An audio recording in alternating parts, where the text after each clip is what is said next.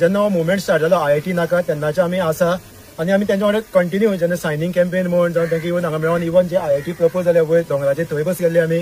सो हो मुवमेंट आमी कंटिन्यू दवरले आसा. इवन आमी सगळे कडेन जे मेमोरंडम सबमीट केल्ले आसा इवन सेंट्रल झोन जावं पंचायती. सो अशें दिसता खंय तरी वायट दिसता जेन्ना आयज तुमी पळयलें आसतलें जेन्ना हांगा जेन्ना पावले जाल्यार सगळे नेचरान भरलेले आसा झाडां पेडां. खंय तरी आयज गव्हर्मेंट अशें विचार करपाक शकता की बाबा खंय तरी डिस्ट्रॉय करपाक लागून जेन्ना आयज नेचर काबार जालें एकदां नेचर सोंपलें जाल्यार डेफिनेटली नेचर आमकां हार्म करतलें. कित्याक प्रत्येक स्टेटीन आमी थोडे कडेन पळयता इवन गोंया बसून आयज गरमी इतले वाडल्या कित्याक खंय तरी हे जाणटेल्यांनी आमचे सांबाळून दवरलेलें. ताका लागून आयज आमकां हें सांबाळून फुडली पिळगे दिवपाक जाय. ताकाच लागून आमी हो तेंको हो दिल्लो आसा आनी कंटिन्यू दितले.